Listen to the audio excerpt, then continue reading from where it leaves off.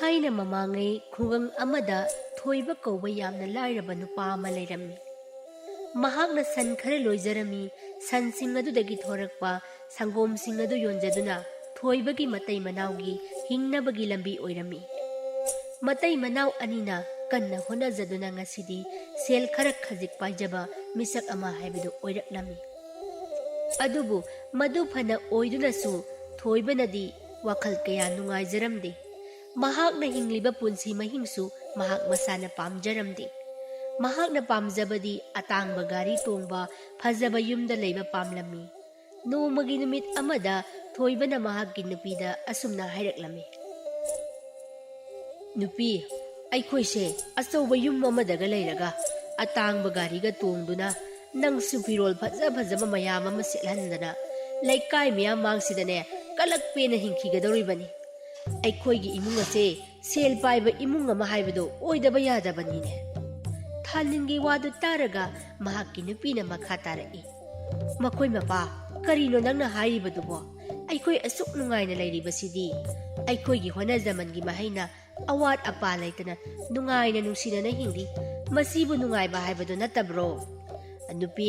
मसीगी पुंसी महिंसे अइ पामदे। अइखोइना लैरिबा युम मसीदी यामना PE. अइना पामलिबा असिदी यामना फजबा अचौबा yum अदुगा अइना सनसिंग असिगी नमथीरबा Santhi सयुंगसिंग सेंबा मनम मयामसे अइदी यामना हाइनदे। करिनो मखोइ मपाना हाइबिरिबदुबो सनसिंग असिगी मपालदगी नत्रो ngasi ekhoi hingba ngamjariba mirak tinba phangjariba sibo madu pumna ma oiduna su san loiraga amot akai tawraga motai sudaina naga leibase ai su pam pamde aduna ne sel paiba misak ama oidebe yadabani ne ekhoi se mathangi numit ni thoiba mahusagum laikai de sangom yon ba chatlami mahagna asum lakpada laikai gi miyoi khara thengnarami thoiba bu ubada ahal lamana sumna hairaklami थोइबा नंगी संगोम अदो ओंथोकना हाउख्रेदा अदुना Ibungo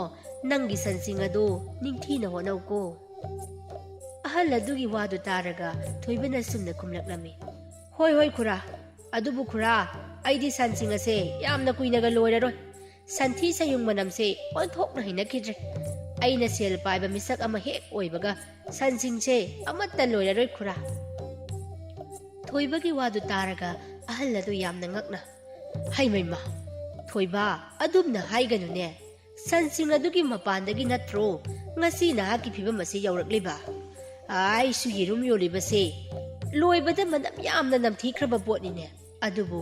इसागी सिनफम ओइबनिना ngamnaba honaba tabaniने अदुना नंगसु नंगी सनसिंग अदु Luna तौबियु हाइबनिने Ibungo आखुरा खुरागी येरुम योनबगी हौनबी अपिकपा वाखल अपिकपा सेंदोंग अदु कक्तंग खला लैरबदिने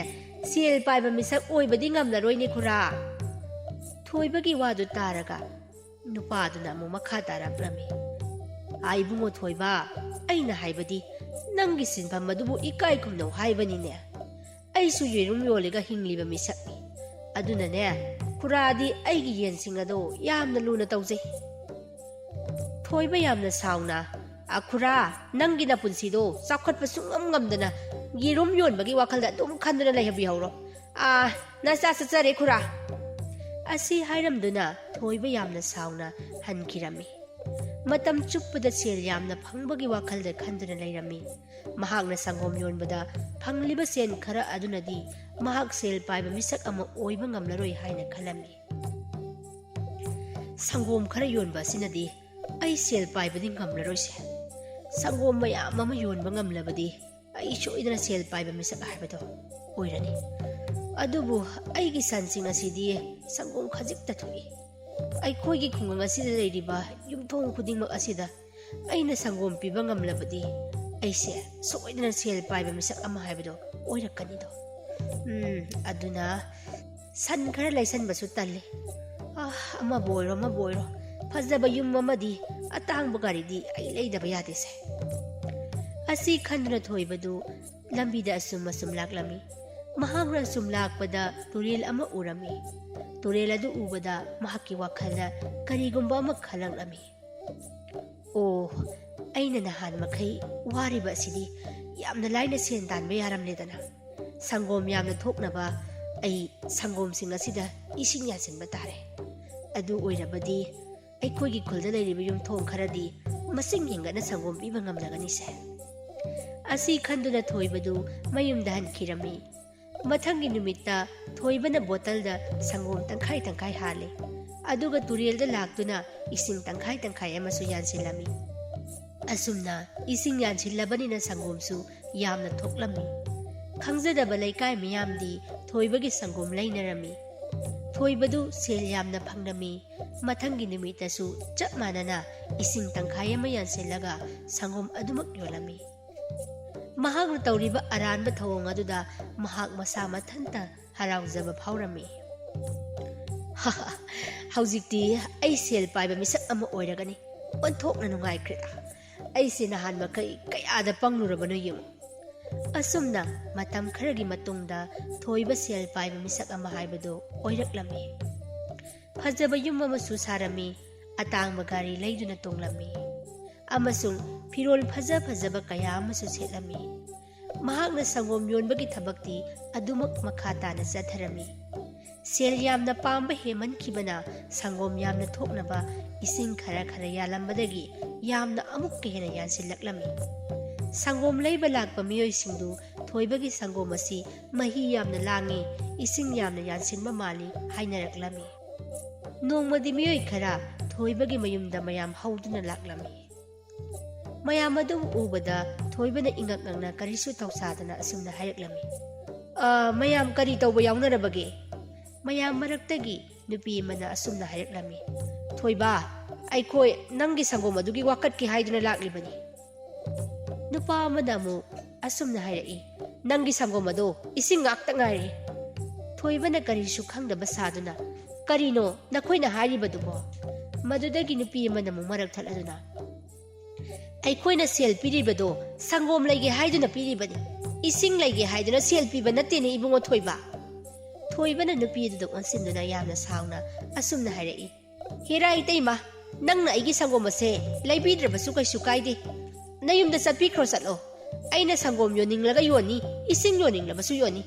नंगना लैबीद्रबसु खुलगी मियामना अैगी संगोम असे यामना पामना लैनरी नखोइना पामद्रगा नयुमदा चटपीख्रो करी थुएना तौबा सारिबनो thoibana yamna usitana mayam adu danganglamlaga mayumda sangduna thongdo kamlauna lonsin kirami thoibagi mawong mataw aduda laikai gi miyoy sing adu wakhal yamna nungairamde mayam maraktagi nupa mana sumna haiklami magi se aikhoi bu usitabani madudagi makhoi maseldu wa ama tanarami mathangi ayukta thoibana torelda laktuna sangom hapak kon aduda ising haibadu makhoi loina yenglami लोना येंगलिबा नुपा मना असुमना हायरकलमी हाइमैमा करिनो मारा तौरिबसिदे मदुदगी नुपी मना मु हायरकलमी माना नहान मखै संगोम यामना यामना योलिबा असिदी इसिंग मयाम यानसिनबा ओइरेको महागना अैखोइगी खुलगी मिपुंग खुदिंगमक्ता नमथाक तौबा ओइरमलेदना मदुदगी खुंजासिंग अदु करिगुंबा थौरांग अमा सिलमी थोइबाबु परा अमतंगदी तंबीरगे हाइना खलमी मथंगी नुमित्ता thoibagi nupidu dukan amada boche leiba laklami numidangda thoibana thabak wana chatluraga halaklaga chak charami yensangdu charubadagi karino nangi sibu huai thonglibro natraga nung thonglibro ni nupiya nupidu ingangakna karino nung nati hawai ni thonglibadu ngasai ta to magi dukandagi leirakpani thoiba yamna sauna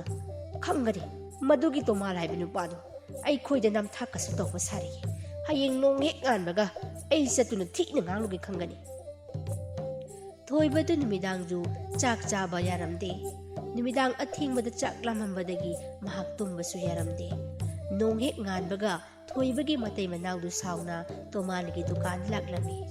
ता तोमाल अैना पीरिबा सेलदो हवाई लैगेना पीबा सेलनी नुंग लैगे हाइदना पीबा सेलदी नतेने तोमाला यामना थौसादना हवाई योनगेरा नुंग योनगेरा मदुसु अैगी इथौनी नोइगी कैसुना थौ लैते थोइबगी मतै मनावदु तौफम खंगना मयुमदा हलक्लमी मथंगी नुमित्ता थोइबदु येरुम plate अमा लैरमी mayum yauraga yerumdu thugai bada nung ngakta oirami thoibadu mai hauna saurduna दुकान अदुदा लाक्लमी कईनो तादा नंगना येरुम लेगे हायरगा नुंग ngakta पिसलगलिबसिबो अइना सेल पीदुना लैरिबदो नुंग लेगे हायदुना पीबा नत्तिये येरुम लेगे हायदुना पीरिबा सेलनी नुपा अदुसु यामना मोंग हादना सुमना हायरक्लमी अदुनी अइखोइसु चप माने अइखोइना नंगोंदा पीरिबा सेल अदो संगोम लेगे हायदुना पीरिबनी चलो यारे दुकान असिदगिने चटपिख्रो नुंग योनिंगा योनी येरुम योनिंगा योलनी चटपिख्रो चलो थोइबदु यामना साउना मयुमदा हलक्लमी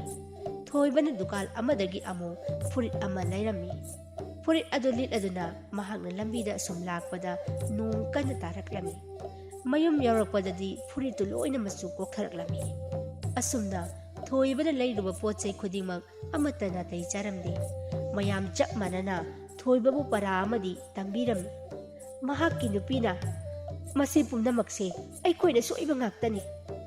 अदुबु थोइबना करिसु थौसादना नुपी कैसु खलुनु अइखोइ हौजिति सेल पाइबा मिसक अमा ओइरबनिने मतम खरगी मतुंगदनी थोइबदु वाखल मुन्ना खल्लबा मतुंगदा लैकाइदा अमुक अना संगोम योनबा थोरक्लमी अदुबु लैकाइगी मियोइसिंगना संगोमदु अमत्ता लैबिरमदे मदुदगी थोइबगी इमुंगसु सेल पाइसिलक्लमदे लैजरंबा माल चांग काय कायदुना सादबदी यादबनिना असुम असुम चाथोक्लमी मदुदगी हौजिति हानगुमना लाइरबा मिसक हाइबदो ओइरक्लमी महाक्की नुपीना थोइबदा असुमना नुंगाइदना हाइरक्लमी मखोइ मपा मसी पुमनमक्से मखोइ मपाना अहेनबा पामलुबदगी थोक्लिबा ngaktani अइखोइना हाना संगोम खरा पुक्सेल सेंगना अदुमक योनबा अदुमाइना योलमलबदी ngasi अइखोइना वारिबा असिगुमना वारमलोइने हौजिक्ति अइखोइ हानगुमना पुक्सेल सेंगना संगोमदो योलसिने मखोइ मपा थोइबसु यामना नुंगाइतना असुमना खुमलक्लमी चुम्मी नंगना हाइबा यामना चुम्मी अइ हौजिक्ति यामना निंगमलक्त्रे अइना अहेनबा पामलुबदगी ngasiगी पुमनमक्से थोक्खिबा ngaktani अइ यामना लालमे मतुंगदा असिगुम्बा फट्रबा थबक अइ अमुक हन्ना तौररोय।